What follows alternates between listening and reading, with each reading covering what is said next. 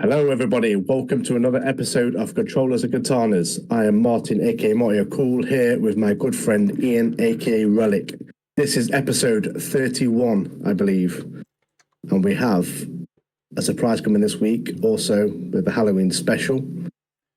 But we're going to fly straight into the soundboard. I'm going to pass you over to Ian to get this started on that. Yeah, so just to touch on Martin, what he said is we had a Halloween special upload yesterday. So for you all watching this who haven't seen that, go back, watch the Halloween special. We had a good friend Alex on, and we talked about all things horror. And it was a fun episode, very good, and you'll love it, promise you. So straight to the soundboard. As always, we're going to play 3 sounds, guess what it is. We're going to chat about what it is at the end, and obviously our experiences with said thing. And just let us know in the comments if you guess it. And obviously you will guess it because at the end we're going to tell you anyway. So just comment obviously what your experiences are with said thing. So here's the very first one. It's easy as well. Easy. Very easy. Very easy. Boom. Done. Done. So like Ian said, put it in the comments in the bottom, your experiences. Let us know. We want to know. We want to interact with you guys. It's multi-generational, this is as well. So most people have had some experience with said thing this week. 100%. It spans over many years. Oh, so, yeah. Bit of news this week. Yeah. There's been various reports that some of the leading animation studios in Japan are trying to be the ones to animate the Kagurabachi manga. It's a very visual manga. For those of you who haven't read it, it would make a fantastic anime in my opinion. And this is one for you viewers and listeners. Which anime studio would you want to see in charge of Kagurabachi, the anime adaptation? Let us know in the comments. Got a big win as well for Demon Slayer this week, and Demon Slayer fans in general. The Infinity Castle movies will have none other than the legendary directors from the Mugen Train movie. And people can say what they want about Demon Slayer. Some people say it's boring, whatever. We love it. And the Mugen Train movie is easily one of the greatest anime movies of all time, and that season alone as well is the greatest season of Demon Slayer. So it's only going to be fantastic movies coming forward for us Demon Slayer fans. So something to definitely look forward to. Yeah, definitely. In other news, John Wick 5 is being made. It's being filmed. If you're like me, we all love John Wick. There's 4 films at the moment. There's an anime coming out that Ian told me about the other day, which is something to look forward to. But John Wick in general is just an easy watch film. Someone kills his dog, I do the same thing. Go around with 2 guns and start blasting. But yeah, such easy watch films. Chilled out. Definitely, I'd say like a man's action film in it. Basically, it's a proper bloke movie in it. Like. I mean, girls love it as well, but but not as much. It's definitely a male fan service in it. Like it's for the lads in it. Yeah. And there's also another side film coming out with Anna de Armas, where she plays like a ballerina assassin as well. Which is, I mean, I love Anna de Armas. That'll be sick. So I'm looking forward to that film. Yeah, it will be very good, very good. And also, at the weekend, I went to Comic-Con and Eurogamer. Had a great time. Got a picture with Nolan North. Played a few of the retro games like No Mercy, House of the Dead. It was good. Brought loads of merchandise, loads of random stuff. I've just been showing Ian before the podcast started. So many things. And one of them is Ian's favourite thing, which is an eye patch for bed. So I'm going to wear this for a little bit so you guys can appreciate it as much as I do. And should we get started on some anime? Yeah, legendary.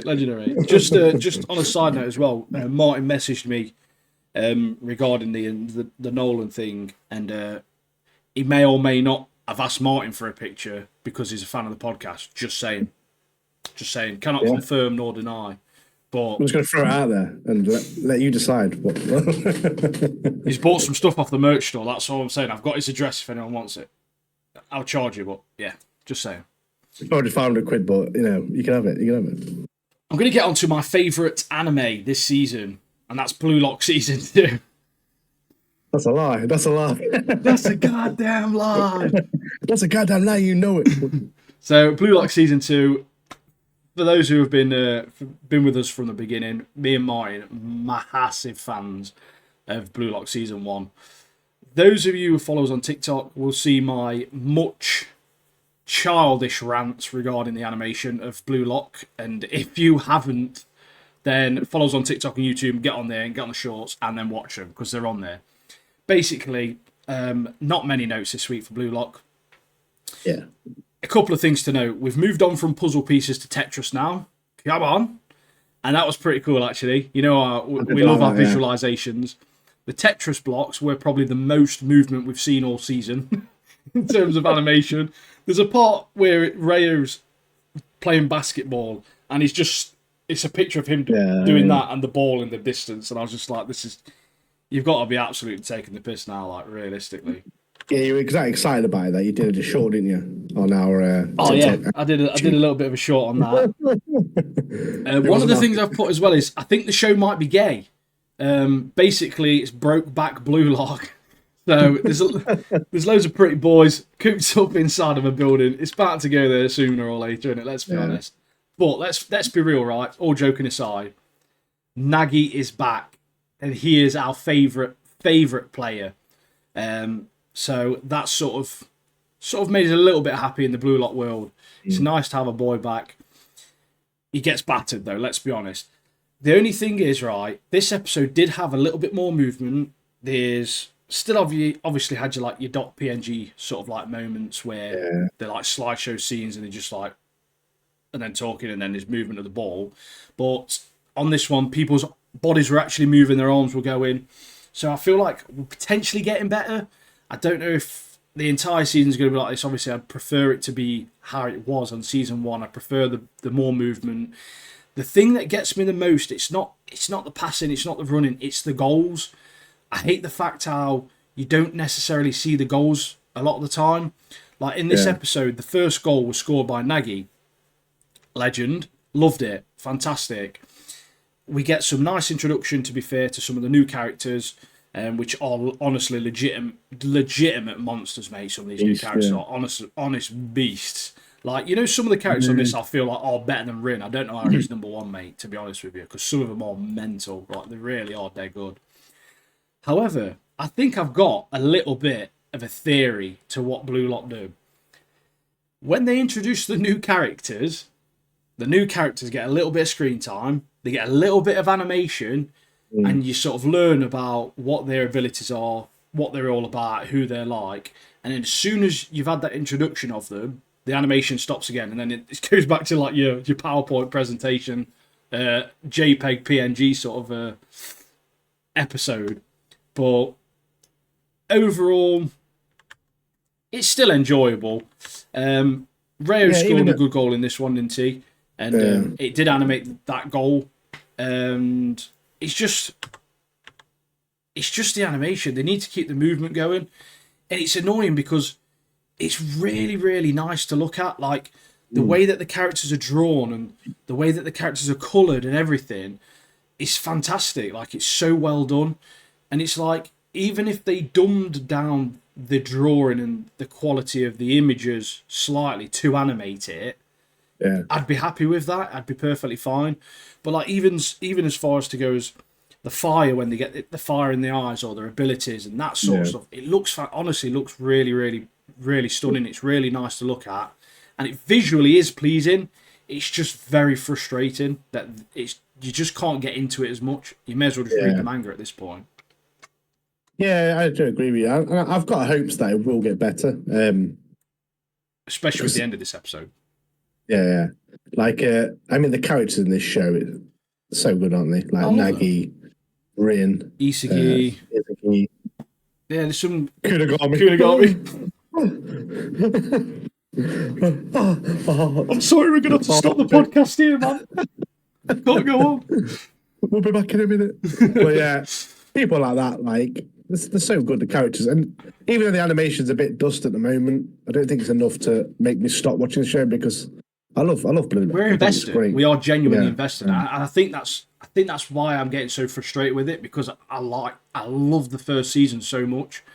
It feels like I'm being done over a little bit, and it's not that I'm watching it thinking, oh, why is it not? It's the fact that we're missing out on team play. We're missing out on good passes. We're missing out on good goals. We're missing out on good abilities just purely because there's not enough animation, and it's like Nagy's team. Obviously, there was a part where I felt like they basically skipped most of the match, to get to the end of it. Obviously, Nagy's team lost, but I'm pretty sure the last goal, they just skipped to the ball being in the back of the net for the last goal. Like, they just missed the entire play leading up to the goal. So, like, we missed loads of it straight away.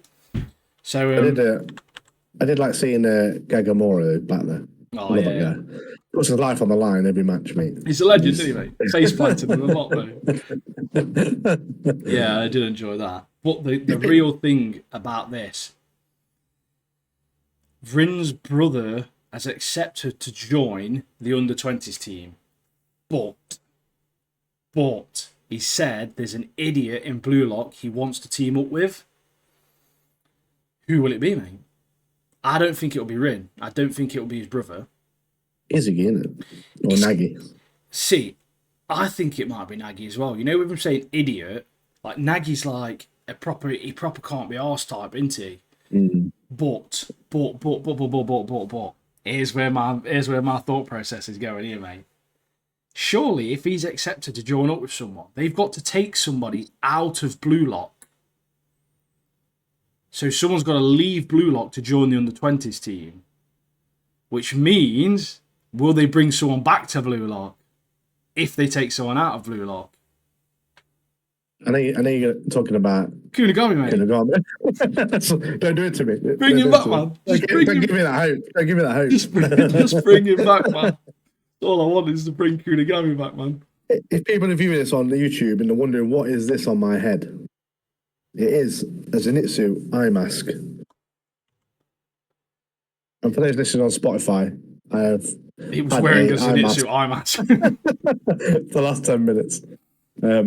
But yeah, I'm enjoying Blue Lock, even though, like I said, the animation is dodge. We look on YouTube, we look on TikTok, and we see people having the same issues, but I love it, mate. And like I say, I do hope Kunigami comes back. But I do think if he's calling someone an idiot, Rin's brother, is he not talking about Rin himself? I don't know. Because he called him an idiot. I know, but I just feel like their rivalry. I feel like if that was the case, I don't think Rin would accept it. And with Blue Lock as well. Because Rin doesn't want to play with his brother. He wants to beat his brother. With Blue Lock as well, the public can't see what's happening in Blue Lock, can they? Or can they? So how would Rin's brother know about an idiot called He's got access to the facility though, hasn't he? Yeah. So it makes you wonder if they've got footage or tape or whatever of people playing and stuff. Yeah, maybe. Yeah, I do reckon it's his brother, but we'll see what happens in it. I just don't think Rin would accept to play with him because Rin really is Rin's entire reason to be in there is to be better and beat his brother. Yeah. So it might be that he accepts and Rin's like, nah, soz, mate. In a bit, pal. It's got to be Nagy. It's got to be Nagy, isn't it? I don't know. Kunigami. He's a legend. Bring Kunigami back. I'm not bothered who goes. maybe he's talking about Kunigami in general because he doesn't know who's still in Blue Lock. He doesn't know his left mate. So he's like, oh, we'll get Kunigami in under 20s, bro. Do it, mate. Do it. I'll take that. Yeah, same. So, what do you want to talk about next, my old fruit? Shall we go straight on to Fire Force, mate? Yin and Yang, mate. Yin and Yang, mate. Blue Lock's Fire Force. Now let me get my notes up. Mate, so Fire this Force is the best anime we're watching right now. We watched 2 episodes, Fire Force, episode 7 and episode 8, season 1. So good. Honestly, mate, the animation in this show is insane. It's so good, it's unbelievable. So me and Ian talking before the podcast, and there's a scene what we'll discuss later in episode 8, which I literally filmed on my capture card because it was so good. Mate, it's unreal. It's literally unreal, mate. It's like the best scene I've seen in the whole of Fire Force, and we've watched 8 episodes. It's so good. It's so well animated, and it's so like it hits you, mate. You're like, oh, flipping it. That's a great scene. Powerful, mate. Powerful. But basically, episode 7 kicks off. My instant thought is more intercompany scrapping incoming. Boy, oh boy, was I correct on this one, mate. Basically, it's typical with this show is you have quite a lot of... It's a bit like Kaiju number 8, in my opinion. Like, you get a lot of good action, but a lot of good comedy as well. Like, Shinra's being force-fed by Hibana, like, at the start. I like Arthur's like holding the sun umbrella, and it's like murmuring, and he's like, oh, I've had enough of this, and just like boots him, like, batters him on them. You can express your thoughts, gravel or whatever. Like he's a peasant or something. Basically, she's Hibana's essentially has found that someone out there is creating infernals, and that's why she's almost keeping it to herself, because I feel like if whoever's creating the infernals, in my opinion, this is what I'm thinking, is that whoever's creating the infernals, if they find out she knows, they'll just go gunning for her, I think, and just murk her off. Do you know what I mean? And she tells Obi as well, like her team's going to help him, but Company 5 in general, like the whole thing, is owned by the is it Hajime Industries in it. Yeah. So her team's going to help. Basically.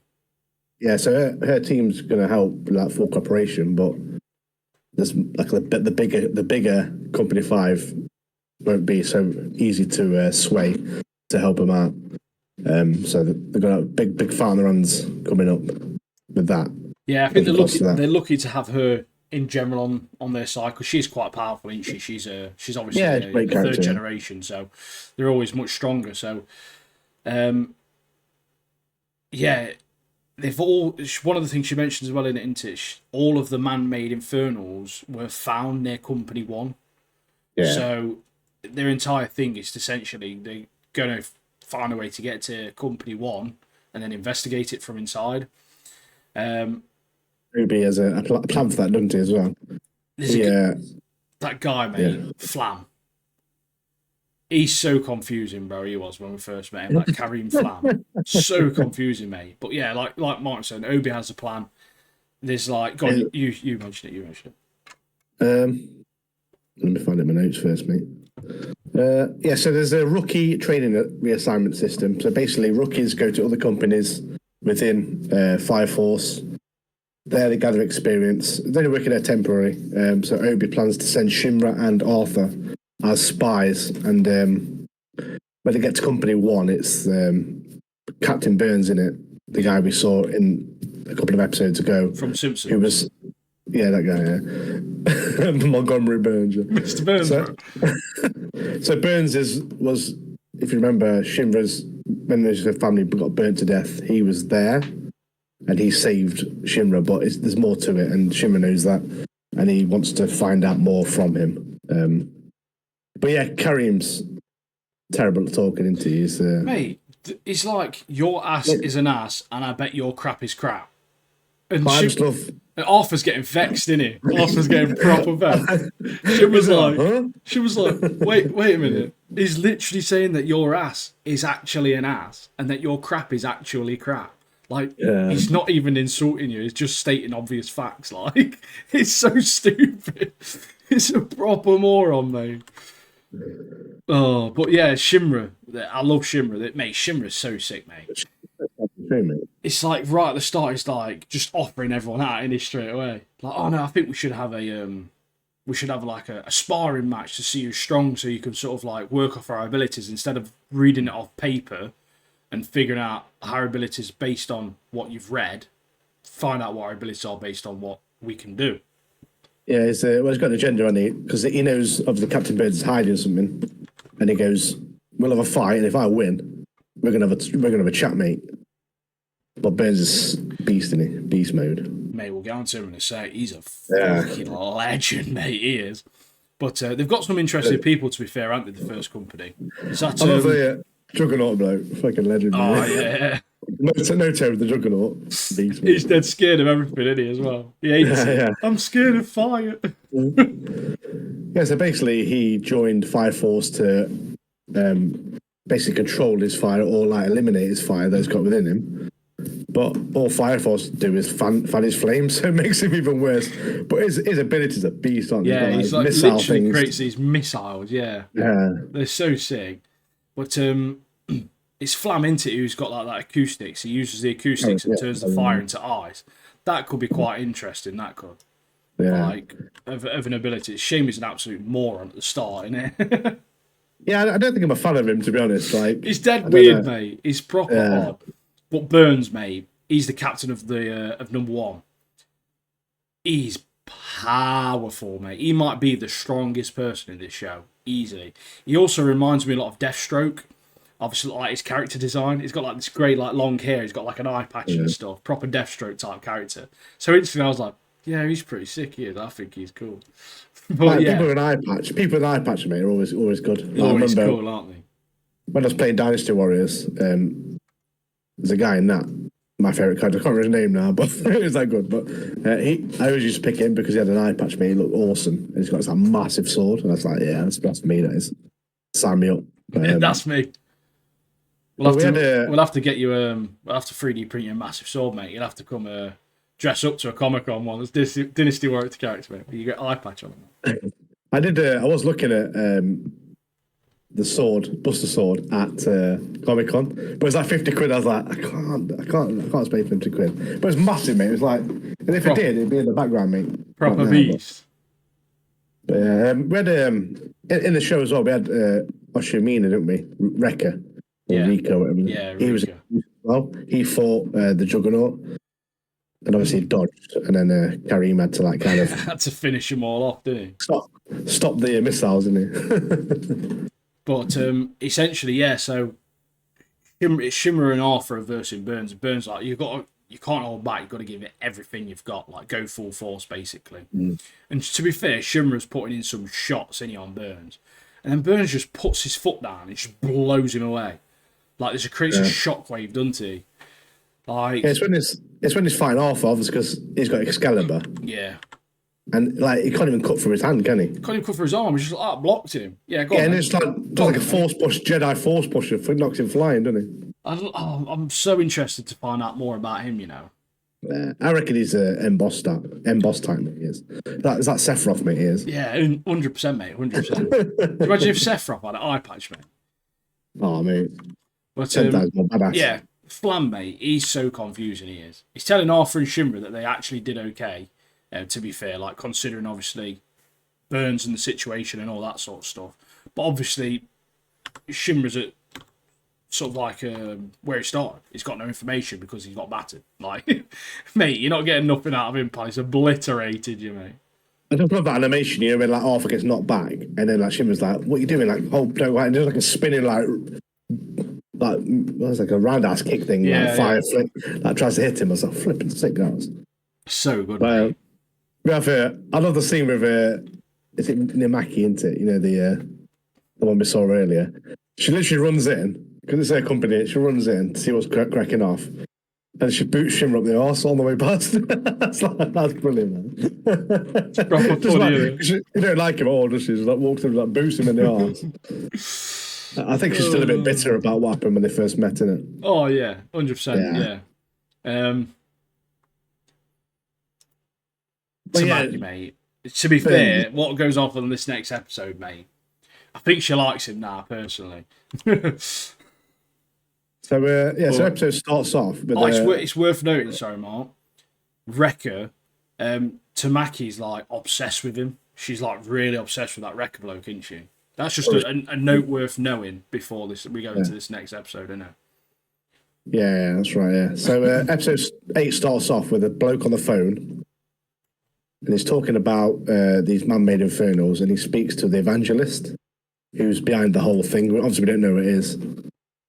And then we find out that... so Obi's reading research with Abana and Inoa, and apparently the man-made infernals are made. Through the research, they found out the cores had been compromised, and that insects had been put into the bodies, which made these man-made infernals. Which is like, yeah, it's pretty decent. It's like an infected insect. So when it bites them, it like blows them up. they combust. Yeah. That's essentially how it works, apparently. But that's only certain cases. Obviously, the cases that she's found with the human combustion in those sort of areas. So it doesn't necessarily that means it's it for every single one of them. Yeah. But obviously, someone out there is still creating more than that's necessary, isn't there? So. I like the bit as well with so Shinra and Arthur are like undercover basically in Company 1. They're like 5 days in. Shinra opens a window, sees that Hino looking straight at him. Yeah, Lieutenant's just there. Keeps checking waiting in the window it? for him. Yeah, and he goes, "What are you doing?" He goes, "Well, I check every day for like a status report, find out what's cracking off." And then Hibana's just in the background like that. Like what's she here as well, man? Yeah. He's like, well, if you checked in more, like we wouldn't keep coming around to see you. It's like she came here yesterday. And they chat about it, don't they? They're like, it's a bit suspicious how people just like freely roam around the grounds. Not very guarded. They're not bothered, are they? They're letting people walk around. But that sort of made me think like maybe Burns, for example, maybe he isn't suspicious. Maybe he isn't hiding anything. Because he's happy for people to just roam around because it's like almost like a massive monastery, isn't it? In a sense, there's like a big church on it's quite a holy sort of ground and stuff like that for obviously the show for the whatever they believe in. I don't know, but yeah, so God of soul over. Yeah, but I do like in the series they're like obviously the different companies are like serving their own kind of. They've got all their own agendas and stuff like that. So you don't quite know, as you go through the episode, you don't quite know where their loyalties lie or what they've got, what's cracking off in the background in each of their companies because they've all got their own little goals, haven't they? So I do enjoy discovering as we watch the episodes of. Everyone's slightly different. They've got slightly different values or traditions or everything they do is slightly different, isn't it? And they've got the dodgy blokes now, haven't they? Tamaki, mate, I swear to God, every scene she's in, she just appears and then she either falls onto someone tits first or she just starts grinding people's heads in that by accident like every single time. The most unlucky person, we know, isn't it? It's always their fault as well. Like Shimmer's got to get arse and that on his head and he's like, what are you doing? I'm not even doing anything to you. You sat on me. It's like he's eating his like dinner and his breakfast or whatever. Gets like a bum bash to the back of the head, mate, and he crushes his head, mate. Straight arse to the head, mate. But she has a big part to play in this episode, doesn't she? Very big part. So there's an emergency sound, and Inferno's been spotted, so they're basically going to sort it out. Shimmer and Arthur are with Flam, the dead confusing bloke, and when they get to the scene, they get told to essentially just wait, basically, don't they? Like, oh, wait here. Hold back, kind of thing, yeah. Shimmer's got this like thing where he sensed like a drunk bloke, wasn't he, walking out of the alleyway. So he's like seen this guy sort of like stumbling out this alleyway, and then he's literally seen somebody's arm come out with a bug in a jar and infect the man and turn him into an infernal straight away. Mm-hmm. So obviously Shimra and Arthur have obviously ran into the alleyway to try and figure out who it is, and Flam and Rekka are there, just chilling, proper sussy backers, mate. Yeah. Yeah, it's like, what are you doing? It's like really proper dodgy, isn't it? Like, awkward. It's like, yeah. But whoever it is, this is what I wrote down before. Obviously, I watched the rest of the episode. Whoever it is has a plain black sleeve, and none of the Fire Force blue or anything like that on him. And obviously, those two, the company one, the gear that they wear is just all black with like the white robes, but you don't see the white on the arms. So in my head, I'm thinking, well, it's one of them, isn't it?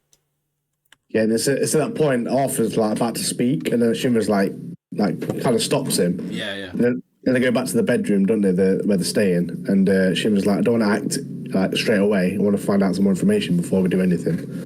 So then they plan to search Karim's room, and Shimmer gets a juggernaut to distract Karim in exchange for Tamaki's number in it. Because he had this like little moment where he proper fancies it. Yeah, he likes it, doesn't he? Yeah. It's like his head blows up, doesn't it?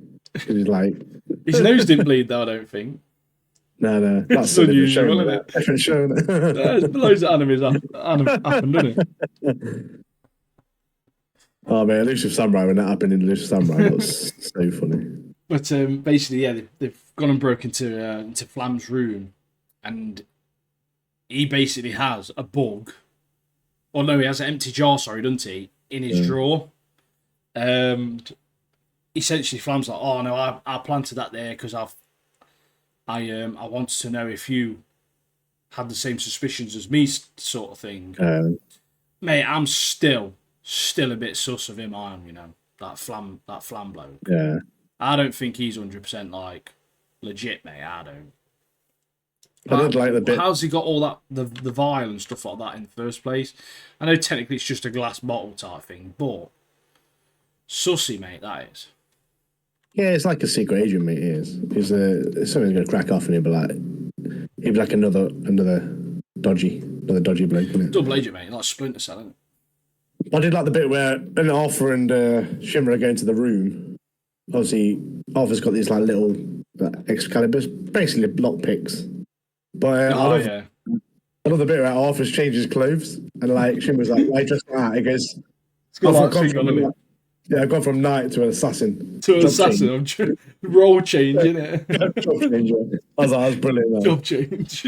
Proper nod to like RPG. It's a legend, isn't it? Just move my head. Can't remember. There we go. Yeah, he's proper funny Arthur is, mate. I love him, I do. But basically, them two though. Oh yeah, they just bounce off each other, don't they? It's proper good. But he's blaming Wrecker, Flam is, and he's right, basically, isn't he? So Slooty Tamaki is luring kids in like a nonce, isn't she, for Wrecker? Like, oh, come on, kid is. I was like, what? When I saw that, I was like, what on earth? Like, I didn't expect her to be yeah, like, what's happening? Dodge. But obviously, what you learn out is he's used her because he knows she's obviously would do anything for him. And she's essentially lied to him. And then it's got to a point where Wrecker's just a full nutter, basically. Like, he literally is just a nutter. I still don't trust Flam, but Wrecker is a nutter. So he's essentially setting kids on fire, like turning them into infernals, isn't he? Yeah. So he reckons he knows a sacred prayer that stops people turning into or becoming immune to becoming infernals. So obviously the kids are like, yeah, that sounds a good idea, because there's an incident where loads of kids got burnt to death. Obviously Wrecker, but so all these kids are on edge, and then like if someone comes along and says, "Oh yeah, don't worry, we've got a sacred prayer to cure that." Mate. Yeah. Obviously they're going to go along. But yeah, Wrecker's bonkers, isn't he? Oh, it's mental. And the bit where he hugs Tamaki and is like squeezes her. Mate, chokes her out. Yeah, chokes her out and she faints. Crippler crossface, mate. Crippler crossface, pal. Obviously, he plans to set her up, basically. So, for what's about to come. Yeah. But I'll let you explain that bit. Well, in my opinion, right, Wrecker's just a pawn, mate. He can't be the only one in on it. He can't have been. Who's creating the insects? Obviously, we know someone is out there creating those insects. He's not got it in him, I don't think, to be able to create sort of a virus, essentially, isn't it? He's creating like a bio warfare, isn't it, mate? he's not creating them. Someone else is creating them, giving them to him, and he's been brainwashed, mate. So it could literally be that Company One it's just got a few people that are just dodgy as out, mate. Remember in a couple of episodes ago with the Joker, when the episode of the Joker, and there's another character, one who was like making weapons and stuff for him. Maybe he's got something to do with it. We don't know his name yet. No, just some dude, isn't it? Just some geezer, innit, in the basement. Yeah, he could be a. But basically, what Wrecker's trying to do in his mad mind, he's trying to get these kids. He's trying to find what do they call it? Pilot light, wasn't it? Yeah. Well, it works on one of them, doesn't it? Yeah. So he grabs one of his kids and starts to blast, like puts the bug in him. Oh no, he kills the mum first, doesn't he? Yeah, murks her off instant. So he gets the mum, murks her off, she's dead. He gets one of the lads, I can't remember his name. His name was mentioned, but I can't remember it. He puts the bug on him, but then he doesn't turn infernal. So Rekka's like, oh, brilliant, brilliant. But I'm not done there. I'm going to try on the other kids. Yeah. You've just got to be resilient. Like, Yes. if you're a fighter, you'll survive, sort of thing. So he got Nutter, what he man. wants. He got what he wants, and he decides to put other kids' lives on the line mentally. Yeah, proper mental, mate. Proper mental. But one of my thoughts here was one of the kids obviously has withstood the Infernal, but I'm not really sure what that means. Does he now have fire abilities? Like, I wonder if one of my thoughts was, I wonder if this is how some of the people are getting like their fire abilities, if that's happening. Like with Shimra, I wonder if it doesn't mention if he was born with abilities or anything like that. Yeah, Did and obviously Burns is involved as well. when his mum and his brother and that were killed by or became Infernals, did it happen to him as well? But he's like survived it. It's just like a theory, and I don't know. Obviously, I don't know. We're only 8 episodes in, aren't we? But yeah, I just wondered if that kid will come back into it or something. It's a good idea, yeah. But yeah, the bit where Tamaki's getting booted on the floor, mate. He's getting proper like Steve Austin flipping mud-hole stomping, mate. Proper thrash, like, mate. Proper thrashed as well, ain't she? But then that put I think Rekka's had a few Stellas and he's got his wife beater vest on under his robes. Yeah, it's proper like smashing her up, isn't it? Yeah, it's rough. It's proper rough. And then she kind of like cries out for help. She's dead loud. And Shimmer's obviously tazzing about like Iron Man in the sky, and he's just flying around, trying to look for what's happening or where they are. And then we have the greatest scene in the show so far. Like I say, I filmed this. I recorded it because it was so good. But I'll let Ian explain it because he's chomping at the bit to tell you. So basically, Shimra hears them and he sees like obviously all this stuff happening at this like apartment. Well, it's not an apartment. It's like a car park or something, isn't it? Like a multi-story complex, like a construction complex. And he literally just sees it, blitzes down, comes straight through the ceiling, mate. Foot straight to Rekka's head, mate, and he does the most menacing curb stomp I've ever seen in my entire life, mate. Obliterates his face straight into the floor.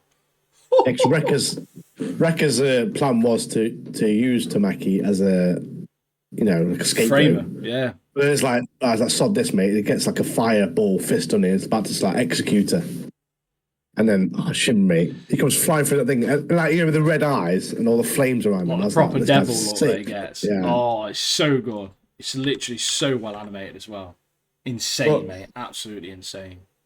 Well, no, sick scene. But yeah, like we was talking about earlier, weren't we? Like, is he dead or is he not? I mean, by the looks of it, to me, his head exploded. He's got to be, hasn't he?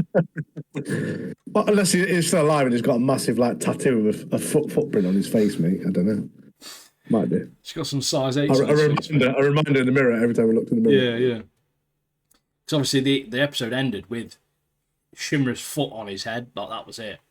He turned around to Mackie and he's like, "Are you all right?" Yeah. So I suppose we're gonna have to wait to talk about it next week, mate. Yeah, I'm honestly really enjoying this show though. It's really good, and I recommend it to anyone listening or watching. Get on it; it's so good. Like the animation, the fire, and the characters that are in it. Such a good anime. So sick. And I would probably recommend it to a new person getting into anime as well, like a first show, because I think it'd be a good first show. With it being dubbed as well, it really helps that as well for those who are starting out new. Yeah. I'm going to go straight to another sound, mate. And do you know what? I forgot which sound I played the first time. It's one of 2, so I'm going to play 2. So one of them will be what you've already heard, and the other one will be a new one. But I'm positive it's this way around. I think this is the first one. Yeah, that was definitely the first one. This is the second one then.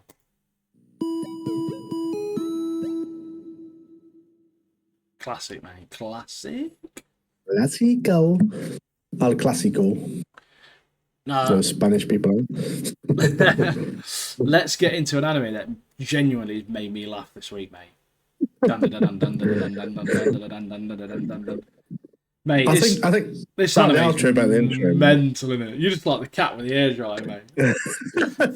That's what I wanted to show for me. That's all I watch it for. I'm going to do a short as well soon on that. So Mate. whoever's listening, look out for it, mate. So instantly this kicks off. Both of them have made it to the tunnel. Start kicking off, scrapping each other in the tunnel, arguing and bickering. Yeah. You go first. Yeah. Before Turbo Granny's legit turned into a Titan, bro. She's literally in Titan form, isn't she? Like. Yeah. So she basically like blocks both tunnels so they can't get out. And as they're coming, I love our Okarun as well. When he transforms, his toes poke out the end of his shoes because he gets like big feet. Yeah. It's proper like laid back, but he's like really pessimistic, isn't he? Yeah, it's like, oh. Yeah, it's so funny, mate. So funny. But Turbo Granny's basically got an ego. So Momo's idea is they've got to just challenge her to a race, and she's fully cheated as well, mate. They basically said, look, you give us a 10-minute head start, and then you start, and she's literally just going 1 minute, 2 minutes, 3 minutes, like counting seconds. Like, well, you're cheating. Well, you didn't tell me how to count. Yeah. It's the bit where mate, Okarun attacks Turbo Granny. He's like, I'm going to suck on your teats. So I was like, he's fully like, proper like with his teeth, his mate. Bitter tits, mate. Yeah, fierce bite, and they're like Turbo Granny's like spinning around. I'm going to suck your teats. Turbo Granny's spinning round, and he's literally like clung on. And his like legs are flying around, isn't it? Like a cartoon, like a dog holding onto a toy or something, mate. And she's like screaming, and she's like, I didn't say you could do it now. Fucking funny, man. But yeah, she's fully possessed Okarun as well. But I like how now they've explained Momo's powers, you do get that visual of it as well now. Obviously, before you didn't. Then they explained it, and now you actually get the visual. So like, you can see her choking like Turbo Granny's spirit and stuff like that, can't you? Yeah. Which is a pretty cool touch. I really like that. And it helps with this as well because it is very well animated. This show is like it's really good. But now they've trapped Turbo Granny inside Okarun, haven't they? Well, Momo has. And then the big boy comes in. The bound spirit of the tunnel comes in. Massive crab, innit? Massive crab. Big boy crab. And obviously, so Okarun's turned into the curse version, and they're like, "Oh no, that's later. No, I've jumped the gun here." So basically, they're running off. They're trying to get away, basically. And this crab's freaking following him, isn't he? Following him, chasing after him, and I love the bit as well. Like they're kind of like hiding, aren't they? And Turbo Granny's like, "What are you doing?" To the band spirit, like, "What are you doing? They're over here. Why are you looking over there?" Kind of thing. And they're like, "Shut up, Turbo Granny." It reminded me of those classic like scenes from stuff where like a skeleton's lost its head or something. Its body's trying to find its head. It's like, I'm over here, like trying to get the body to lead to the air. But mate, I love it when they're running away and Okarun is in his form. He transforms, doesn't he? And he gets Momo on his back, and he's like, "Babe, I can't make the curvy too heavy," and he just blitzes straight off the end of that cliff. Yeah, they're like a helicopter thing.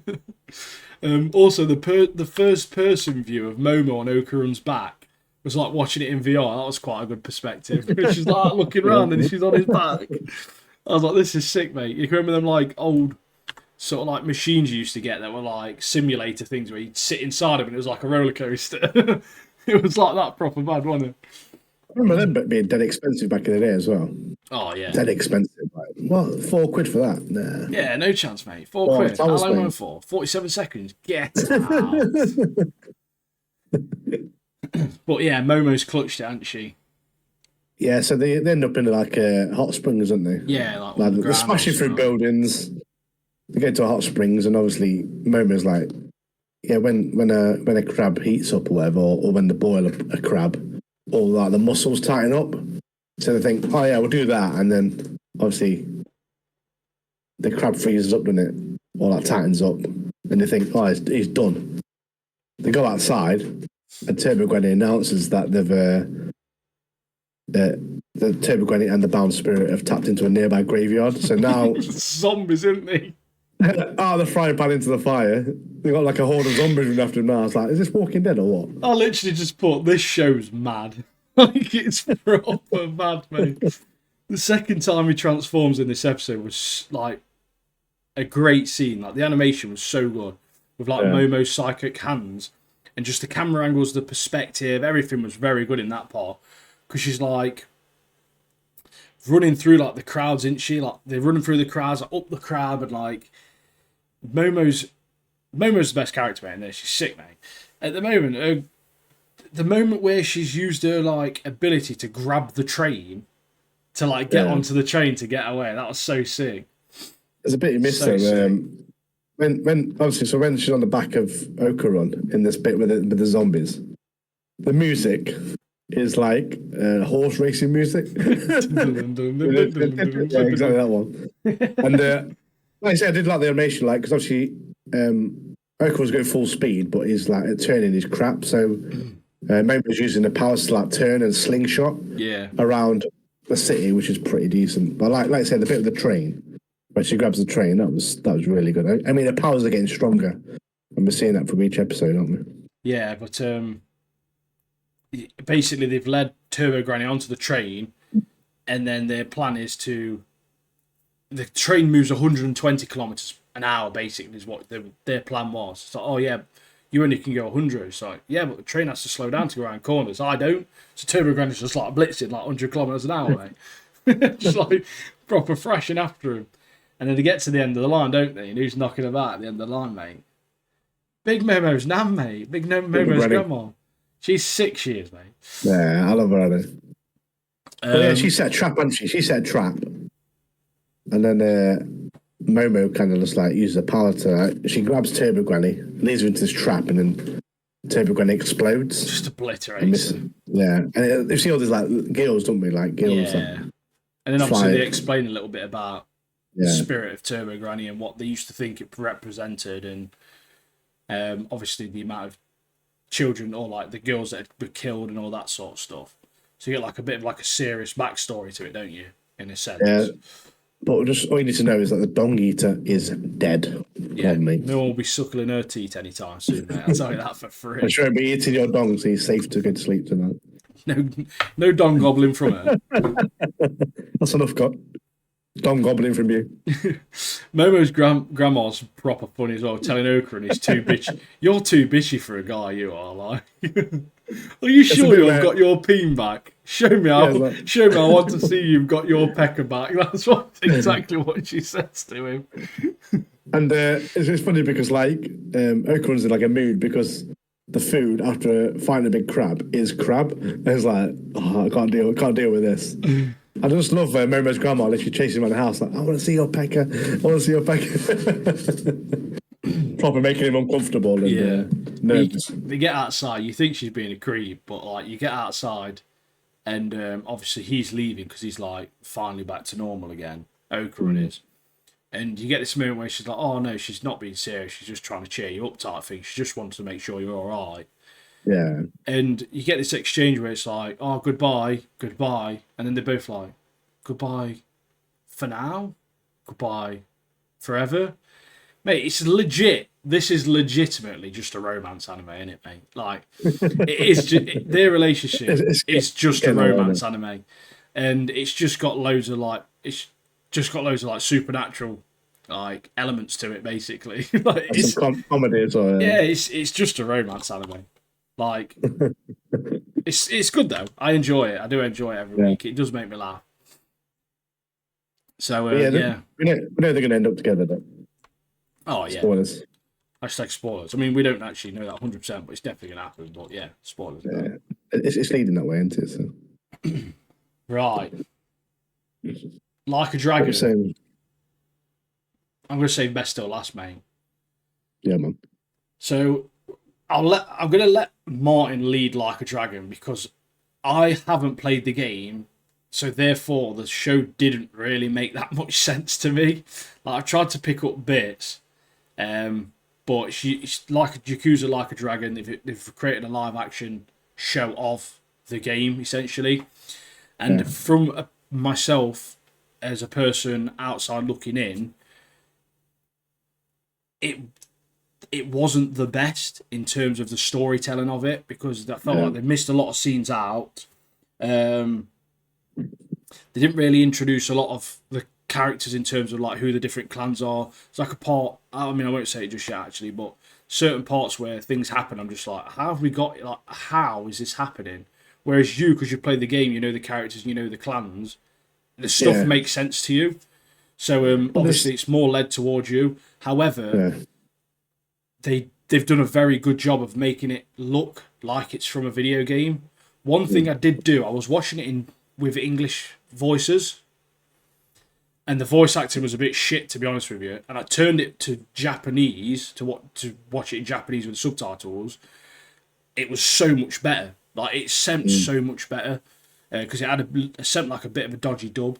With anime, you can get away with it a little bit, but with an actual TV show, when you can visibly see they're saying something completely different, but it's just got an English voice coming out of the mouth, it's a bit harder to follow.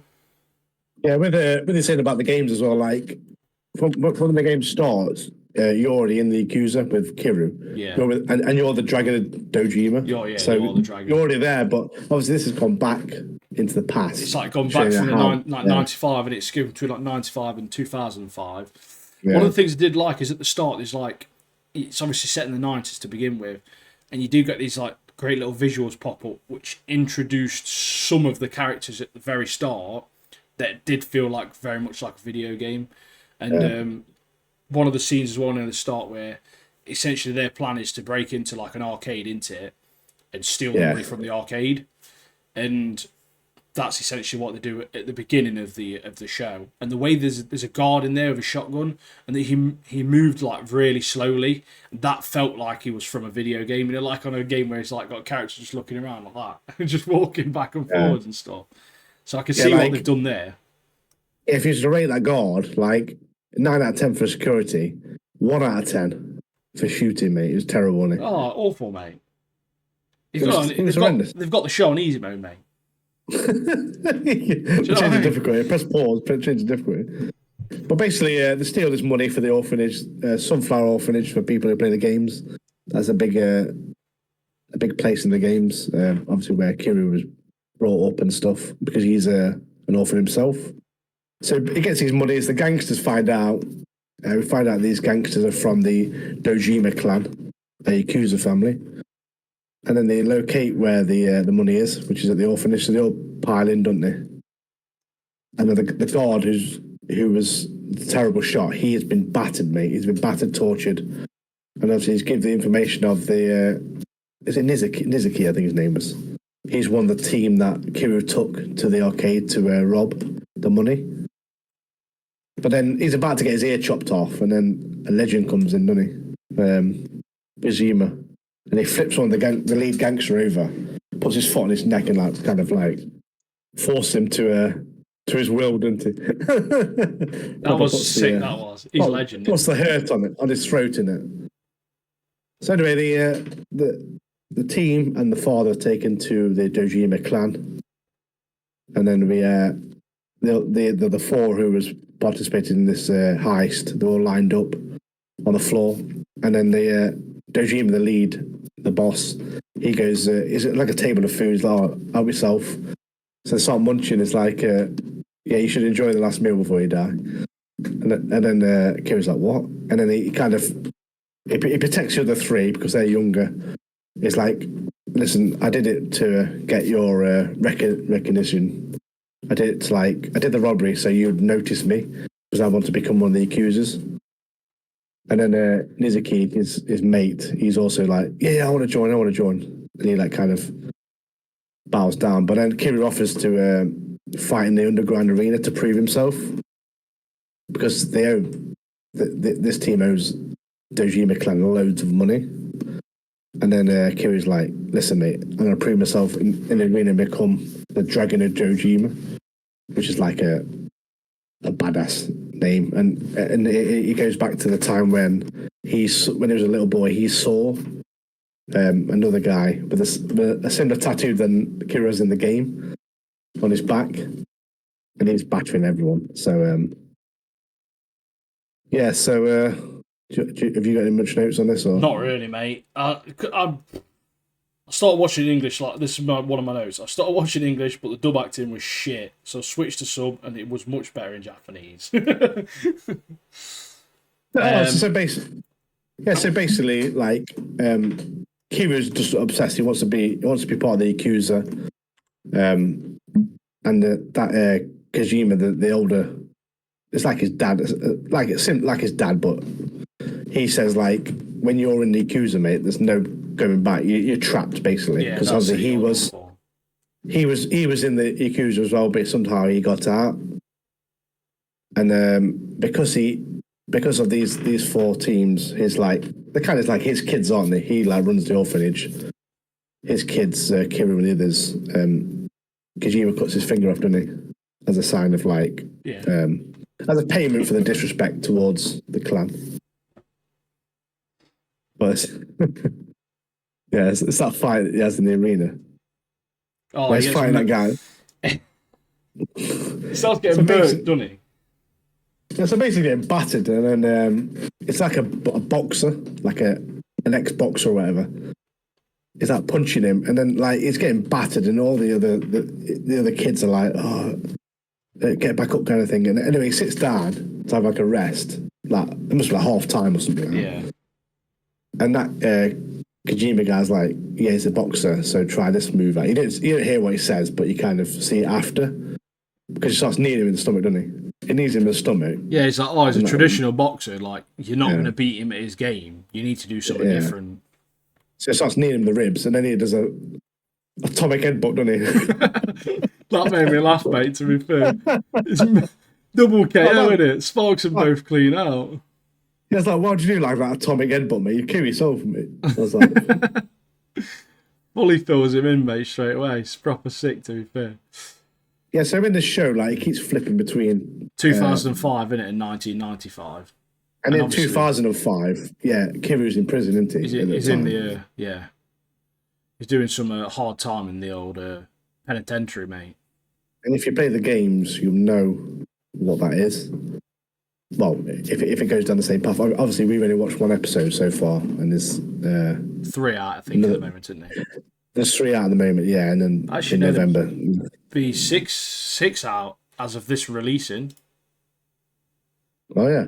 Yeah, this release on Friday. There'll be the day this podcast airs. Yeah. There'll be another 6 out. Yeah, another 3. Sorry, so there'll be 6 in total. So basically, like, the character in the game, a police officer. Is it Dante? Is it Dan? I think it's Anyway, a cop comes and says to him in prison, "It's like, all these bodies have been found." So basically, it's like a turf war. There's a gang war going to happen, and we find out that Nizuki is like the face of the Todo clan now. I mean, this guy back in the day, 95, he was a weak guy, wasn't he? Proper whip. But somehow we're not told yet, but somehow he's worked his way up and he's weaseled his way into being one of the top, the face of the Tojo clan. Yeah, one of the things I found with this is that this show and this game have made the Yakuza look loads softer, mate, than they actually probably are, because they've let just everyone get in, mate. Like, yeah, Sam, this geezer here, get in, mate.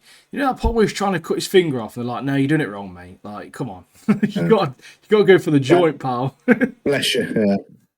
But there's a lot of stuff in this first episode. Yeah. Like, if you play the games, you'll know. Like, but obviously, like, I understand, like, with people coming, like, watching it who haven't played the games, there's, like, obviously the Tojo clan, the Omi clan, and that lot. It can be a bit confusing. And with the time skips as well, like, going back and forth. But what you need to know is that Kiru is a badass, mate. He's a badass mother. And we have this towards the end of the episode. I won't tell you too much because if you were watching it yourselves. But at the end of the episode, it's when Kiru spoilers. Spoilers for Like a Dragon coming up. There you go. We're covered. So when Kiru gets released from prison, mate, straight away, there's people that got in for him, aren't they? Yeah, like, so basically he's in prison. It doesn't tell you why he's in prison yet. I think this is one of them shows where you can warrant from probably binge watching it, if that makes sense. Obviously, I don't know because I don't know what's going to happen in episode 2, but if you binge watch it, it probably would make more sense overall than just watching one episode and then be like, what? Because obviously, I think my thought process was probably a little bit unfair in a sense, because I know there's other things that are like this, like Kill Bill, for example, where it's basically played out backwards, isn't it? Kill Bill. It's a weird movie, like it's very odd. But you can almost you benefit from watching it as a whole and then piecing it together after, aren't you? As opposed to analysing it bit by bit. So it'll probably overall make more sense to someone like myself who's never played the games. Alternatively, I just need to get on Game Pass, download it, and probably play the game. To be fair, but well, my first opinions of the first episode is don't let Amazon do any more stuff. yeah, and the show could have been better. Like I play the games, I love the games, and there's the stuff that could have been better. But it's like the fighting scene when he comes out of prison did look like he was a fight in a video game. Like it genuinely looked like a fight in a video game. To see like Kiru in a game, in a TV show, and the show about the game I love, it's great. But obviously, it's like when you read a book and then you watch a TV show. Like you're always going to pick fault and like, oh, they should have this, should have that, should have this. I looked into the game a little bit, but straight away you see as well the guy that they've picked to play him is loads skinnier than what the actual character is. The character's like is a bit big, isn't he? Like it's powerful guy. So yeah. Well, we're going to watch one episode. We'll see what happens. But people already know by episode 31, mate, that when it comes to an Amazon show, they know how wary we are of Amazon shows, mate, because most of them are rubbish. The only exception is Fallout, mate. That show was phenomenal. That show was very, very good. That's why I had high hopes for this, and I'm having high hopes for it. Obviously, I really watched one episode. It still could get much better because it's a video game adaptation of something. Whereas when Amazon do some of their other stuff, like Those About to Die, for example, which wasn't very good. It was okay, but it wasn't very good. Rings of Power, for example.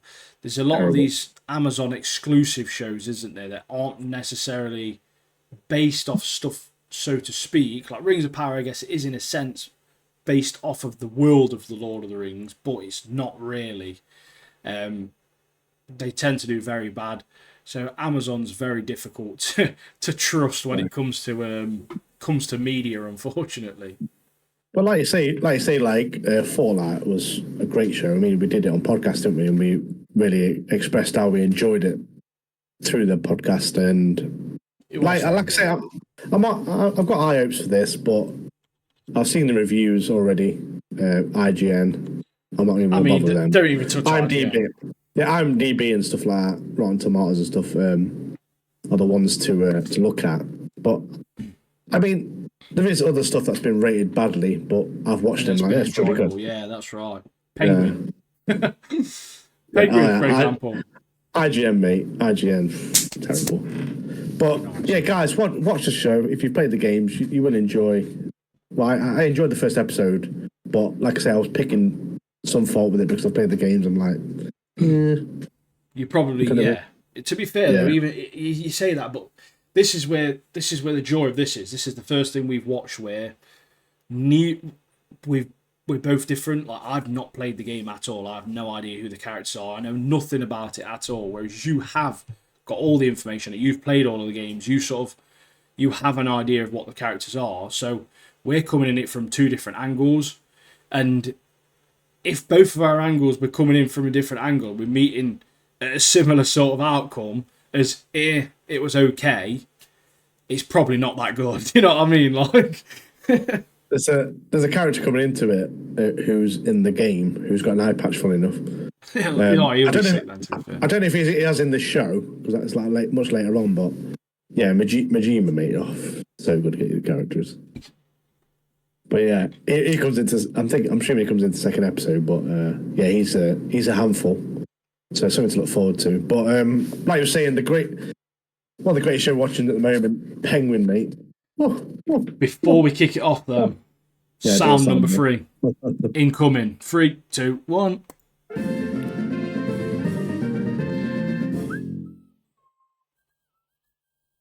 Legendary. Yeah, so this show, Penguin, is so good. Like, every episode we're watching is really good. Like, Phenomenal. I've not watched a show in a while where like every episode's really good and really well written, and the acting's phenomenal. From like Sophia and Penguin, obviously Vic as well. Not all the characters, but Penguin and Sophia. It's the writing as well, mate. It's so well written. It's honestly, mate.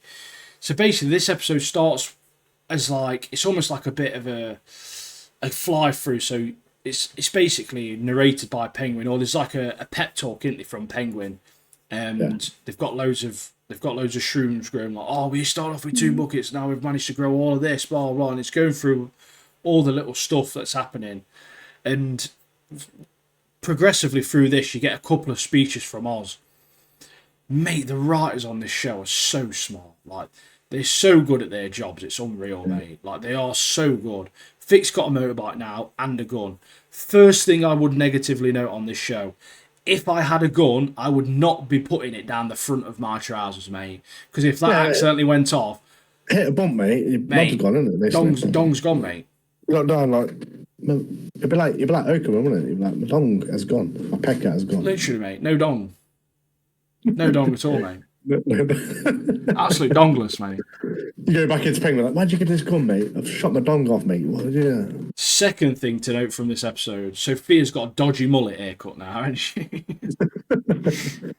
And she's doing some dodgy stuff with Julian Her Rush, and Juice, are having some freaky deaky dominatrix sessions or something as well, mate. Yeah, so I was watching this episode. I thought it was like 50 Shades of Grey, mate. I was like, what's going on here? Tied to a chair, his pants down. What's going on? 50 Shades of Gigante, mate. Yeah, so Penguin's business is thriving. The operation is thriving. Obviously, Salvatore and Sophia men are watching the drops, and they're trying to find out. They're trying to locate where Penguin is, but they can't quite do it, can they? Because as soon as the drop's done, mate, Vic disappears, mate, like a ghost. Where is he? He's gone to the ground. Obviously, we know that. They don't. Yeah, we know that because we're smart. Not that we're shown it in the show. We're just smart. We worked it out. We worked it out episode 1, mate. We did. So Sophia and Salvatore like, we can't get to Penguin yet. So what we'll do is we'll stop his business. We'll stop the people he's doing business with. So they leave like a message, don't they? They send a message to Oz and all the other people who are thinking of working with Oz. They leave like some gang members strung up, some corner boys stringed up, dead.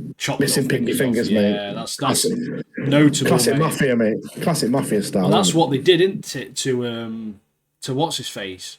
Because Vic tried to chop his head off, didn't he? But he didn't know how, so he chopped his finger off instead. Yeah. And obviously they gave the ring to Sal. But one part that made me laugh is that Sal's just in the same house as Sophia, and they're just basically playing like happy families, making like meals and stuff together, like the best mates or something. The guy who plays Salvatore. Yeah, he is in. If any of you guys watching or listening have played Detroit, I don't know if you played that. Become Human. He is one of the characters. He's the cop in that. Oh, is he? Every time I see him, I'm like, that's the cop from Detroit, mate. Obviously, like a drunkard in that, but yeah. I was sort of just carry on what you're saying. I was just thought I'd throw just that a little bit of knowledge in there, bit of game related, mate. Bit of controllers, to our Katanas, mate. But when the opportunity arises, you got to say it. Haven't you? So basically, when that happens, Oz has this plan, and to be fair, mate, good plan. He has this plan to drop the gear for free, and samples, isn't it? Yeah, he's got the triads and stuff. He's saying that the triads and stuff are out of the deal, and what we're going to do is we're just going to drop it free. We're going to get everyone on it. We're going to get everyone sampling it, so everyone wants it. So it creates a buzz and a demand for it, and then once there's this demand for it, after people have got addicted to this drug, the triads and stuff are going to have to come for him, or have to join him, and they're going to have to like help him out. Great plan. Vic, though, walked into Squiddy Boy anime, who wants in. And my note, this is notable, mate, because me and Martin, we're watching the show, we'll type notes down, we'll jot notes down as we're watching. Squiddy Boy needs murking off, otherwise he's going to fuck everything up. That's literally what I put on my note, mate. And boy, oh boy, something happens a little bit later on, mate. But yeah, Sophia and Sal and Sophia, sorry, they get into Oz's house, don't they? Into his apartment. Yeah. There's a little scene there, mate. Very good scene is where Sal's like, he took everything from me and he has nothing. Mate, that was a good scene, that was. He's fuming, isn't he? He's like, he's got nothing. And then Sophia hands him a golf club. Is like, yeah, go on, start smashing stuff. Yeah, just stop battering it. I'll have a look around. Innit? Starts wailing all the photographs and stuff. It's like, oh, who are these? It's like, oh, it's Mum and his brothers. Oh, yeah. Yeah, they're dead. Oh, shit. And then she finds in the cupboard, in his cupboard, doesn't she? She finds some knickers. They're not Oz's, by the way. They're someone else's. It might be. Unless yeah, it might be, yeah. But he finds a picture of Eve, which is obviously Penguin's girl.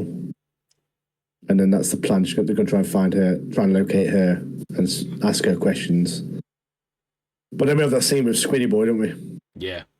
He's proper pushing Vic. Like, well, actually, just before that as well, there's like another scene, isn't there, where his mum's stuck in, she's like fell in the bath or something and she's stuck overnight in the bath. And obviously she's aware her head's gone at this point and she obviously hates it. She wants Oz.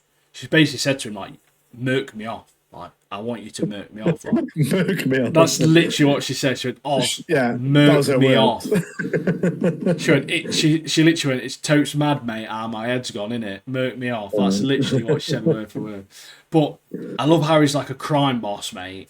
And he's meant to be like a feared bloke. He's getting up through the ranks. He's a bit of a nutter. He's killed people. And he's sat there doing his mum's makeup for her, mate.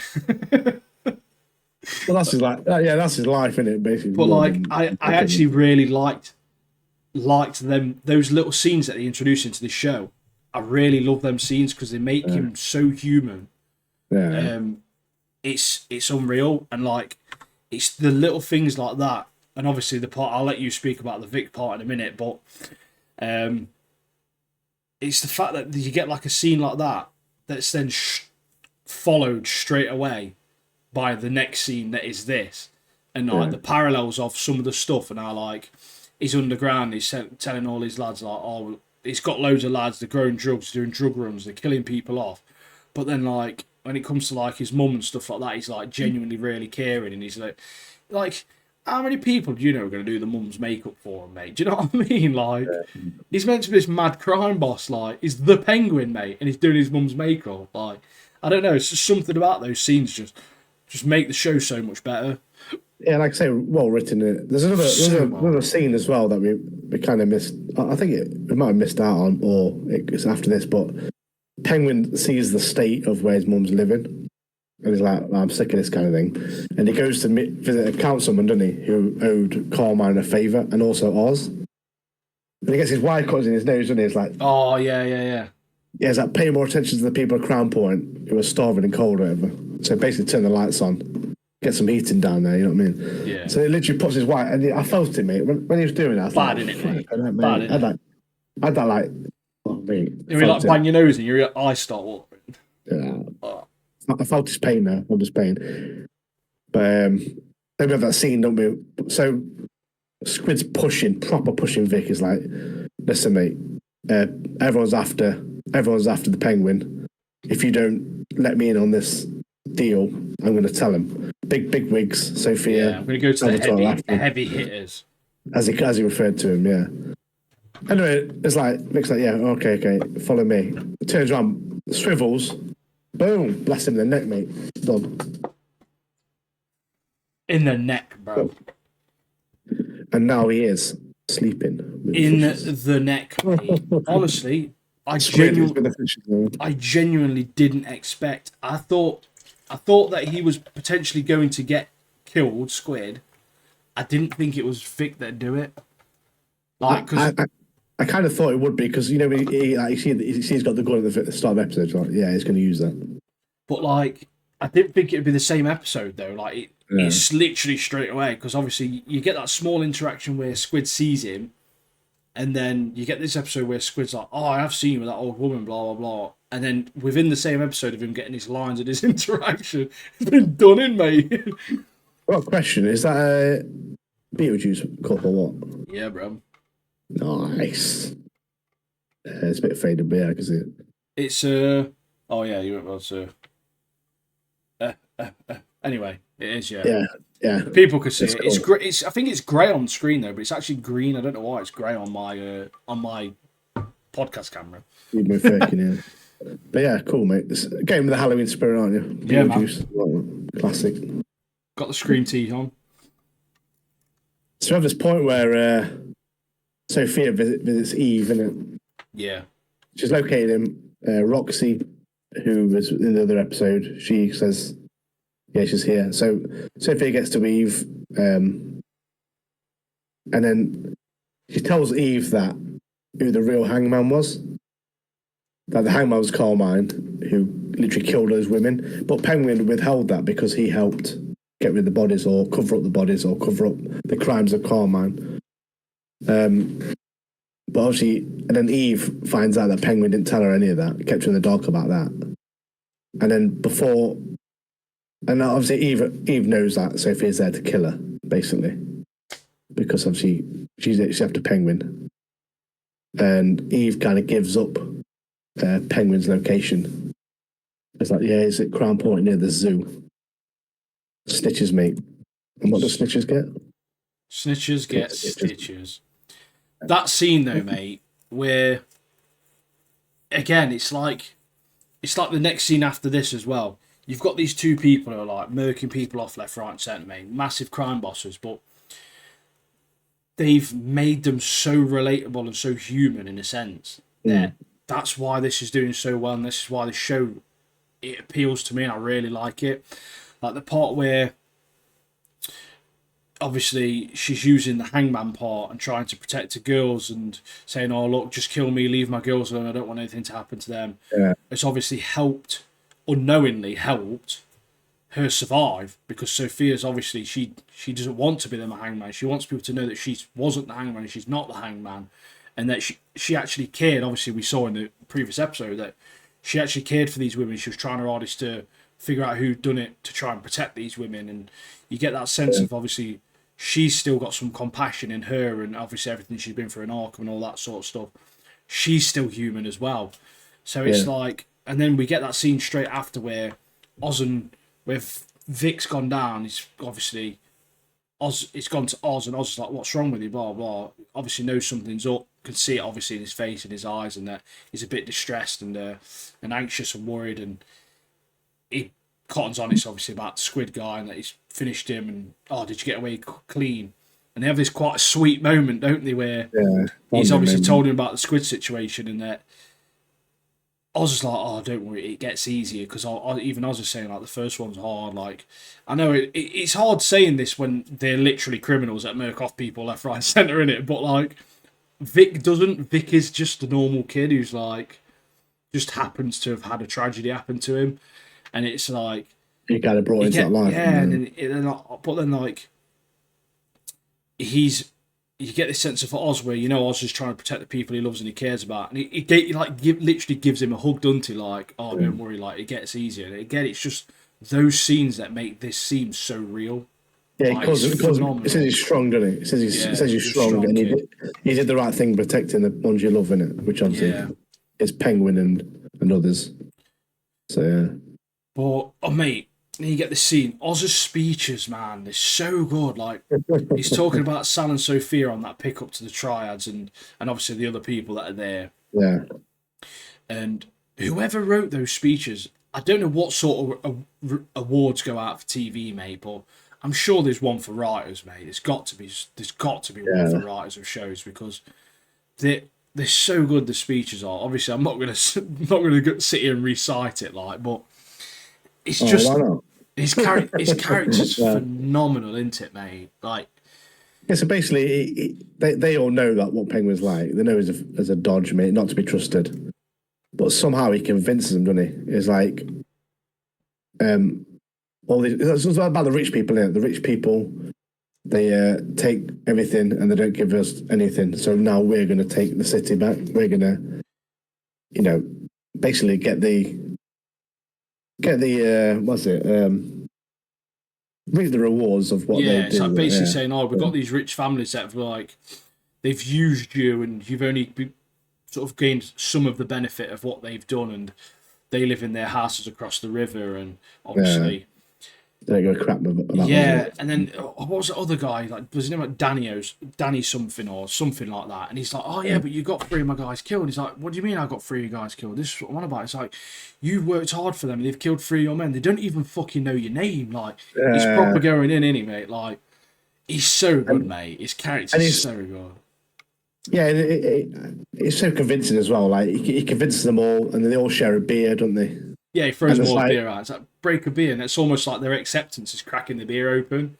yeah, it's like yeah, this His is a name's night to Sal remember. or something, at the Triad guy. Yeah, The leader of the Triads. He's like, he's very, very cautious. yeah, very cautious about what's happening. Obviously, he knows Oz anyway. He knows essentially doesn't think Oz can be trusted, that sort of stuff. And everyone's cracking the beer open, and it gets to him, and even he cracks a beer open, doesn't he? So It's like the scene when Steve Austin wins a match, innit? It's like yeah. everywhere, mate. But I like It's the just bit waiting where for Oz to do a stunner off the back of the truck, mate. But I like the bit where it's like, this is the night to remember. This is the Golden Summit kind of thing. Yeah, This the is where it Golden all Summit. changed. This Which where is we all that bonded. Golden Yeah. Summit was the name of that episode as well. Yeah. So that was like the turning point. Like the turning Still point. one of the things, still one of them things. But yeah. It's like, we're going to take back Gotham kind of thing. But as we mentioned earlier, Penguin visited the councilman. The councilman's took heed with the white cutters to the nose, and he has turned the lights back and the heating back on at Crown Point. The electric is live. And it looked like a grim place, but now the lights are on, mate. It looks like Blackpool. Looks alright, doesn't it? Blackpool Illuminations, mate. It's like a mix between Blackpool and Skegness, mate. Skeg Vegas and Blackpool, yeah. Skeggy V, mate. For those of you who don't know Skeg Vegas, Google it. Visit it. No, don't. I mean, yeah, I do. Visit it for about 2 hours. But then don't go chatting shit about us on the internet when you do. See, like loads of people unsubscribing. Like, recommended was terrible. The final scene on this, mate. Tell us what is. So the electricity goes on. The record player starts playing. Oz's mum's like wakes up like panicked almost because obviously it's frightening. All the lights have just come on. The music started blaring dead loud. Vic's gone in and she's like, "Oh no! I really like this song." She gets out and they just start dancing. So Vic starts dancing with her because she really likes the song. Bit of normality again. Got a bit of music, bit of heating. Sort of start living a bit normal again. Yeah. Camera pans out.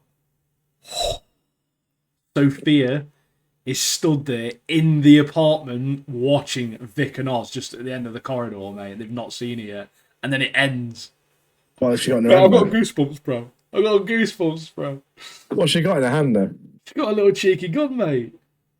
Is it a Crawford's a crowbar, isn't it? It's, to be fair, I can't remember. I just saw a leg standing there. I sent you them emojis of them two people dancing. The person just yeah. But yeah, such a great cliffhanger. And I hate when they do it and it shows you like, I've got to wait like a week now. Mate, it's unbelievable. I didn't see that coming. I didn't see that coming at all. That cliffhanger. I didn't expect her to be there like straight away, mate. Like in the room, like so good, mate. I think now Penguin finds out Eve did that, mate. Eve's gone, mate. Oh, worked off. That is because obviously now Sophia's in the same room as with Penguin's greatest weakness, his mum. That's his greatest weakness. She's found it. That's rough as well, isn't it, mate? Do you reckon Vic will get murked up as well? I hope. Imagine Mate. I like Vic. Although it would make for a good story, wouldn't it? Yeah, two of Penguin's greatest loves or whatever done. Because obviously he's got a great friendship with Vic now after all they've been through. So they might get murked off, mate. I reckon might be tear shed next episode, you know? Next podcast. We've got 2 episodes left. Yeah. Mate, I'm going to miss this show so much, you know. Yeah. You know, if they were to do like another show of another baddie, like say Matt Reeves did it again, Yeah. Matt Reeves there. If he did it again, what? Obviously, the obvious choice would be Joker, but what other character from DC would you like to see? I know you say Red Hood, but if it's another one, Well, the thing is that I actually don't want Matt Reeves to do anything with Red Hood because I want them to leave that to James Gunn. yeah. But obviously, I mean, obviously, got a different universe. Like he's got Matt Reeves' universe, and it could, yeah. yeah, she has got a crowbar. By the way, I've just watched it. I've just literally got it up here and I'd look. It's just one of my little cheeky little nail pullers, mate. So that's gonna end in someone's head, isn't it? Basically, that crowbar. Oh, will Vic Murkoff? Does Vic have his gun on him still? Like had one bullet, mate. Is it? Just have one bullet and use it on Squiddo, mate. Like the moment they got a gun, mate. One bullet. Obviously, we saw the Joker at the end of the Batman film. Yeah. But I don't know if they should do a show about him. I think that'd be.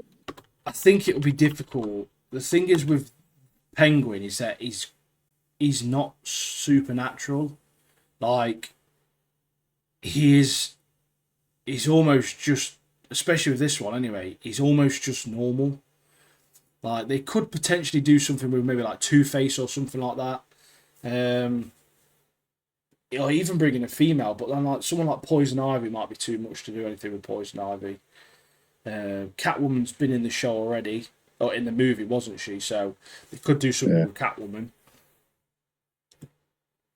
But this portrayal of Penguin by Colin Farrell needs unbelievable, an Oscar. Mate.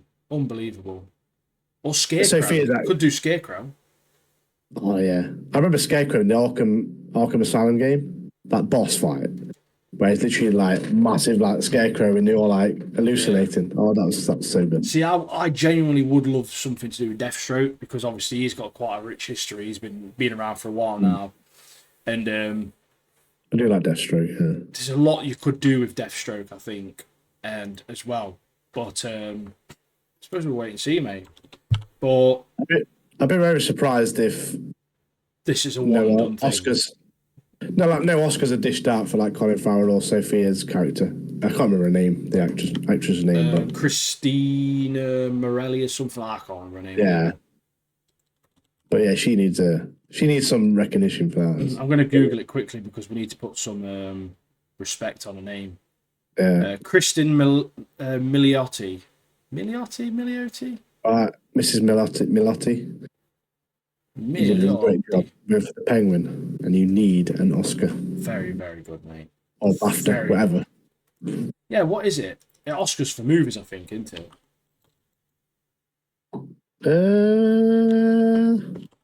BAFTA like English. I have no idea. Oscars like American, aren't they? No TV shows are not eligible for the Oscars, but they can be recognised with other awards. So the BAFTA, mate. BAFTAs. BAFTA awards, mate. BAFTA Film Awards. Bloody BAFTAs. Bloody hell, mate. What's... Aussie. It sounds like an Aussie word, though, doesn't it? Bloody BAFTAs, mate. What is the TV version of an Oscar? Oh, it's an Emmy. Emmy, yeah. Emmy, that's right. Colin Farrell, Christina Milioti, was it? Miliotti, yeah, something like that. Let's say Miliotti. Emmy for your performance in The Penguin. 100%, mate. The end. 100%, mate. I mean, Vic's character's great. Salvatore's character's great. The characters are great, but they're like Colin Farrell, mate. He's not even American, for one. Like, you can't even tell it's him under the prosthetics. There's the special effects team as well. The prosthetics alone for him need to be studied, mate. They need an award alone, they do, because they're phenomenal. But there's not one bad actor in this, mate. Everyone's so good. In the part well, aren't they? It's gonna probably bad me saying it, mate, but Theo Rossi, mate, Big Juice, he's probably the worst actor in the show. Like, genuinely, mate, Julian Rush. And that's not. I'm not saying that as a negative way. I'm just saying like everyone's good. Like they really are. Um, yeah, well, I've really enjoyed the show so far. 2 more episodes there. 2 more, mate. Um, Sad times. Sad times. Can you imagine the finale, mate? What's going to happen in the finale? If these like episodes before it are I haven't really got a good. name for episode Finale. 7 yet. Shall I have a look now? Do it, Episode mate, do 7 it. name. Let the people know, innit? Tell the people. Max. Oh, mate, is that a trailer for the next episode? Don't watch it. Don't do it. Mate, there's an episode 7 preview. It's called Top Hat. That's the episode I thought was this episode. Oh, The is Top it? Hat's Yeah, obviously- this one was called Golden Summit. Top Hat, yeah, next episode is Top Hat. And that is not. Yeah, so it's not talking about Monopoly here. We're talking about things happening. So just a side note, me and Ian watched the Daredevil trailer that was leaked. Very good. Oh, mate, The Punisher's there, mate. unbelievable. John Punisher's Berthel's there with his axe, and I was like, yeah. Mad. He's one of But the yeah. best. He's one of the best actors going. He is. It's Also- it's like a dodgy camera He's angle, like, also- on the side, isn't it? He's also, on a side note, also got a podcast. John Berthnell has called Real. I think it's called Real Ones or something. And a lot of people don't like Shia LaBeouf, and because he's been through quite a bit and he's had a lot of stuff against him. But I fucking love Shia LaBeouf, mate. And he's done a podcast. This is a while back, last year now, I think. He did a podcast with John Berthnell because they know each other. Mate, that podcast, you will feel things watching that, listening to that podcast, mate. Like, it is an emotional one. Like, John Berthnell, mate, he's done a couple, like, what's his, Norman Reedus and stuff like that, and some of the cast from the Walking Dead ones, and they're quite fun as well. So, anyone who's into podcasts and obviously listen to this and likes TV shows and stuff like that, this part of our podcast, you'll like some of his podcasts. Some of them are very good. And yeah, listen to his podcast after you listen to our podcast. Yeah, now, John, you need to give us a shout out on your podcast. But yeah, it's looking good. Like the footage that was filmed, it's like someone's like probably done like a proper sneaky little film. Obviously trying to hide it, but it's out on YouTube. Check it out. It's great. Looking forward to that. It comes out in March until next year.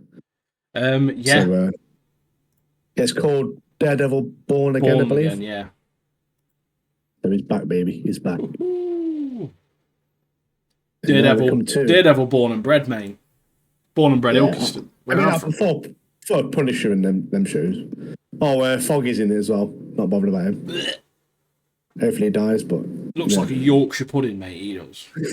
and a few Americans listening don't know what Yorkshire pudding is. Google it. Yorkshire pudding.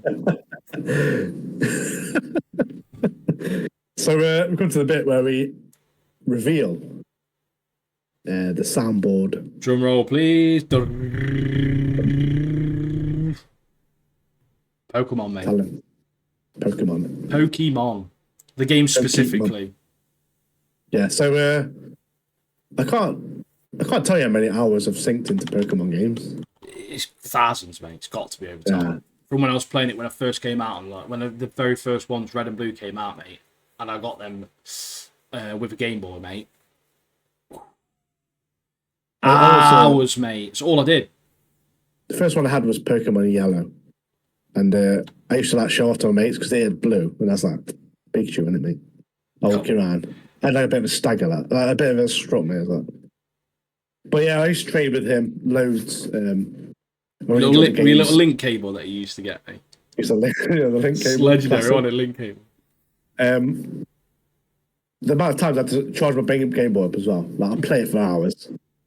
Like, my mum was talking to me. I was like listening. My family like talking to me. I'm like, nah, mate, I'm focused on this game. Smashed it. Got Mewtwo at the end with the Master Ball. Imagine. But yeah, it's such a great game. And after that, I played Gold. I played Diamond. There's so many games. I've not played all of them, but I played Scarlet as well, the newer one, but I wasn't a massive fan of that. Yeah, I'm trying to think which ones they were. So we had, because you always had like a third version, didn't you, of them? So you had like Red and Blue, and then you had Yellow, and then you had Gold and silver. Gold and silver, and then crystal. I had crystal on that one. And then you had like ruby and sapphire, and then emerald, and then you had diamond and pearl. I think after ruby and sapphire, Diamond and pearl, yeah. which was platinum. And I think that's when it started coming out on DS. I think weren't they? Them ones were. And then I basically stopped playing the Pokemon games after Diamond and Pearl, up until I had a son who likes Pokemon games, and then we've played Sun and Moon, Sword and Shield. We've got Scarlet and Violet, and then what's the other one called? Legends of Arceus. Yeah. We've got Brilliant Diamond as well, the Diamond remake, and we've got Let's Go Eevee as well. Yeah. But one of my favourites, well, they're all great games, but one of my recent favourites was Sword. I thought that was a really good game. That's when the Dynamax stuff came into it. Yeah, the Sword and Shield games are pretty good, actually. There's another one coming out, I think, next year called, like, Z to A or something like that. I don't know what it's about. It's by Game Freak and everything. It's for the Switch, but... Yeah, I have no idea, mate. Bring the fans in, won't it? Bring the fans in. But, more than likely. It always does, doesn't it? Talking of Pokemon, I've just I sent you a picture today. I've just got back onto Pokemon Go, so the addiction continues. But talking of Dynamax from Sword, that's actually come into it now, and it's come into Pokemon Go. Yeah, you can actually Dynamax stuff. I got a Dynamax. What did I get? I got one recently. Charmander, I think. Legend, mate. Charmander's a legend. Yeah, definitely got one. I'm gonna get on it now, mate. Now look. I look live on the pod, innit, mate? Show the viewers what team you messing with. Oh, I'm sure about Shiners, mate. I'm going to show you mine now. This we've got at the moment, mate. Live. Little Vulpix, mate, with little, I don't know, some sort of next Halloween costume on, mate. Yeah, they annoy me then, you know, like the event Pokemon. Yeah, because the thing with event ones is that you feel like you have to collect them all, but then it gets annoying because you end up with loads of Pikachus, don't you, and stuff like that. Yeah, the ones with like weird hats on you, like, who is this? Right, everybody, look at your screens. If you're on Spotify, mate, bro? all you need to know is this team I'm just going to show is very good. Here we go.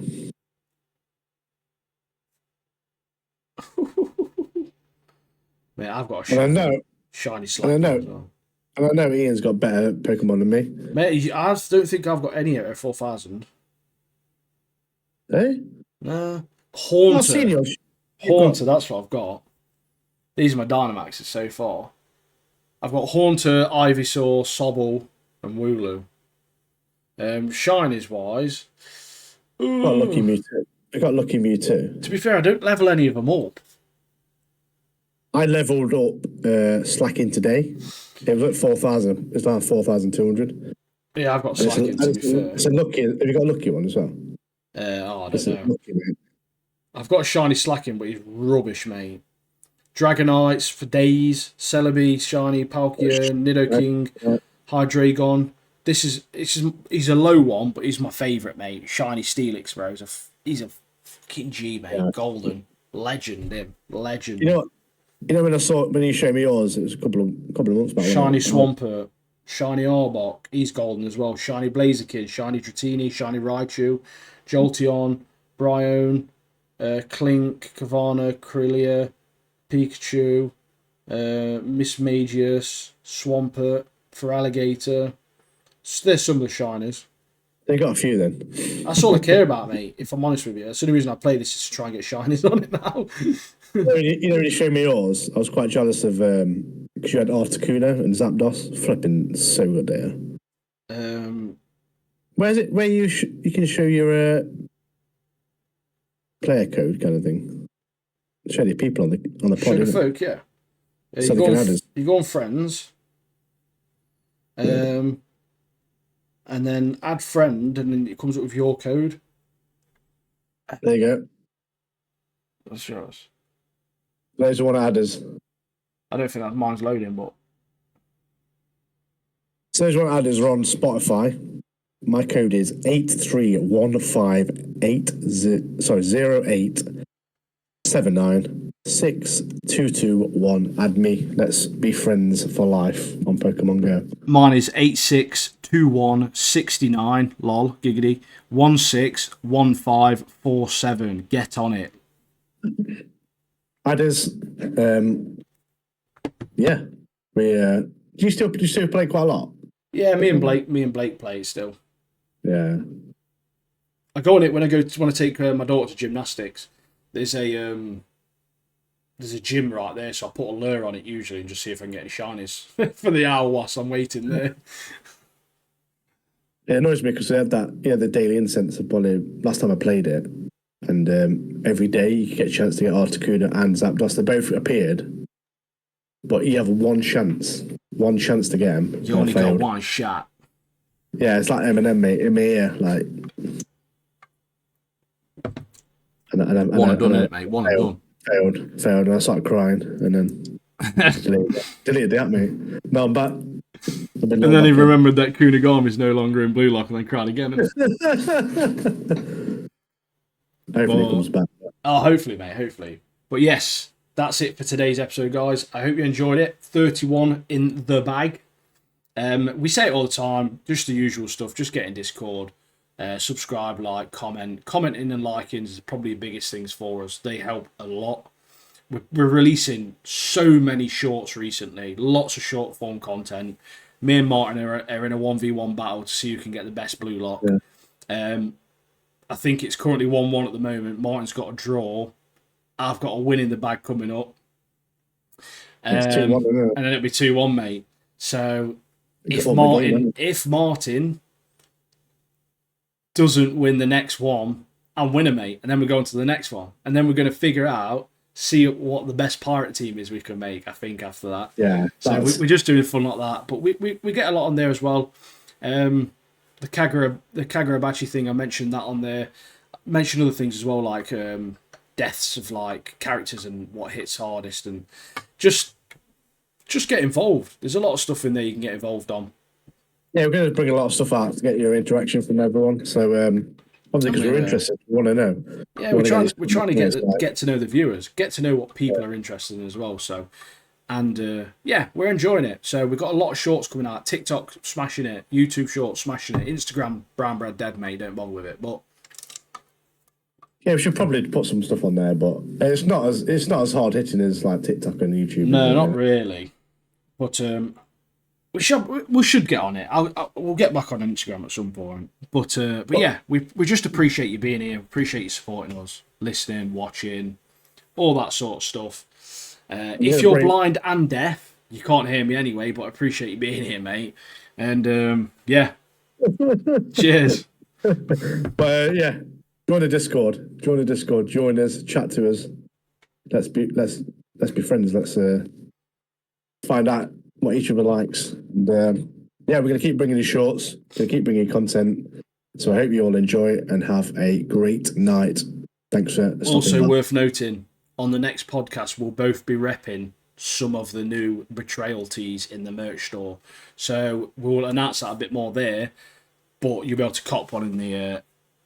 and you get a free modeling t-shirt, free model show in the next podcast. So I hope you enjoy that as well.